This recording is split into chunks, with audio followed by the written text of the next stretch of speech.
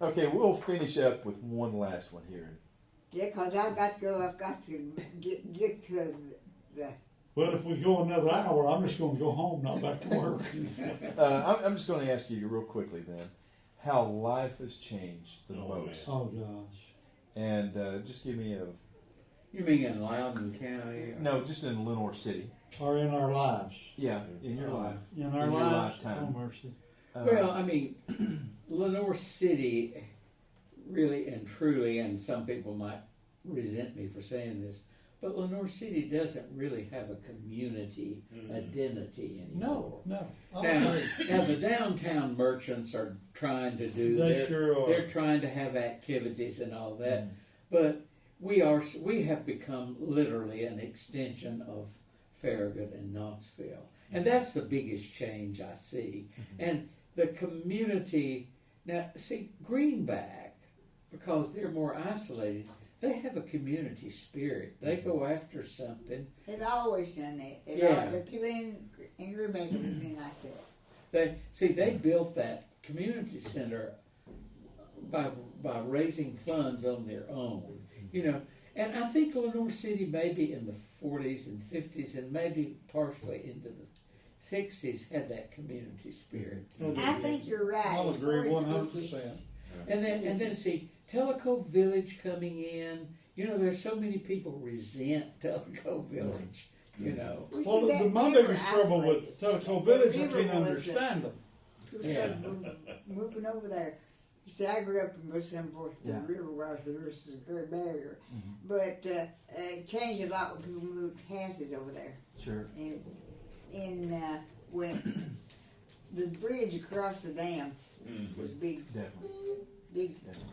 Yeah, after I bought that ferry, not literally, they opened that bridge. Big. After I got married, I married a girl in Glendale. I started to ask why I know y'all when you were in there. You used to see me walk across the bridge.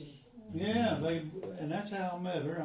But anyway, she went to Greenback and long black hair, and I just fell in love with her when I saw her. It took her a while to fall in love with me. Maybe I had some good people. But I'd go over and see her on that Very. dead blame ferry. 50 cents over, 50 cents back. I know.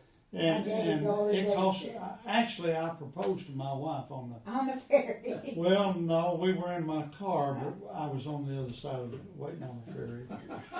And when we got married in '61, March 18th, he was telling when the bridge was open, and I knew he was right, because after I'd brought her home in Lenoir City, they opened the bridge, and I lost all that money.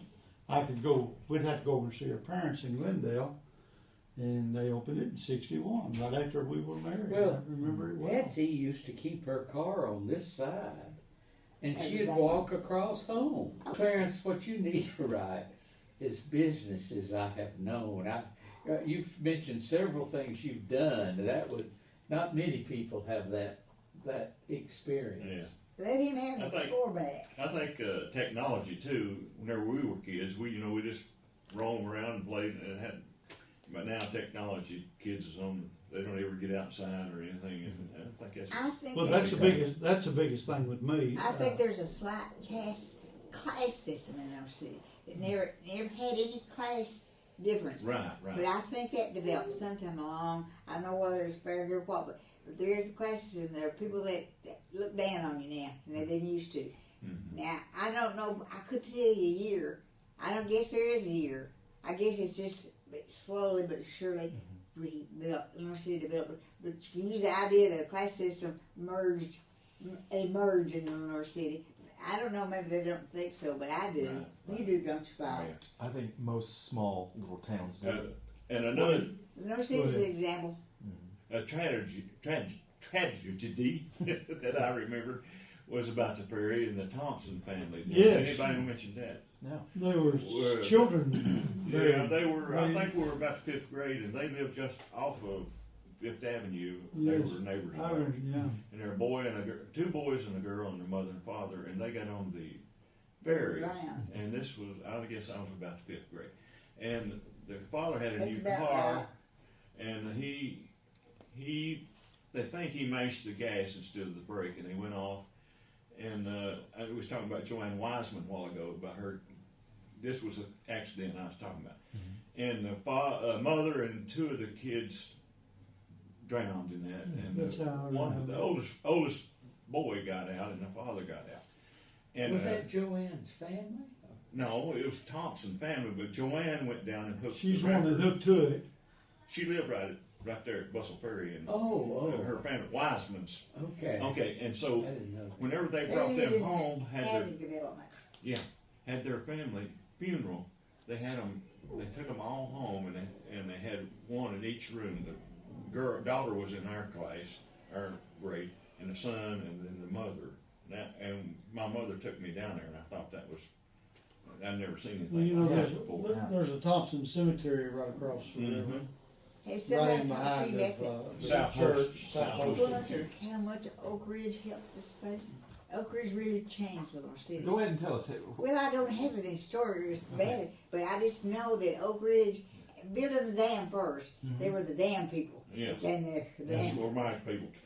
But Yeah, you don't have to get that book cuss. from- Down. Well, and see, I remember people telling, I wasn't here, but when Oak Ridge opened, evidently you couldn't live in the secret city unless you were employed. So people that worked over there lived around, and there was an influx into Lenoir City. And I remember Marilyn Campbell talking about the coffee shop and downtown at the General Lenoir. They had they started supper at 5:30, and then another at 6:30, and another at 7:30. They couldn't feed all those people at once. Really? And I think people rented rooms Oh, yeah, in their anywhere houses, Oh, yeah. anywhere they could live. And then, of course, they, But see, those people brought money in. Yeah. And they had Parts bus. changed our gas system. And And it brought money to our school system Yeah, it too, did. Right. because Yeah. the federal government, we had to fill out We did these too. papers, students that worked for the federal government. Teacher got so much, it wasn't very much, but Yeah. Yeah. Well, it was a lot to us. it brought a lot of money into the school system, federal money, and then we got a share of that. before Mr. that, Buckner, I guess you yeah. had Oh, sure. Yeah. Bacon Hosiery and the Lock Factory. I guess those were Yeah, probably that- the two longest And, factories and the downtown. merchants bought the land for the lock factory. They didn't want them in here. Hmm. And somebody also said that Alcoa, Well, that's Greer. Alcoa wanted to come here at one time, and J. Carmichael Greer, I understood, Really? He's kept strong, kept didn't Alcoa out because they wanted next to the dam. They That's wanted right. that flat And there's railroads too there, close to the and railroad. in close to the railroad.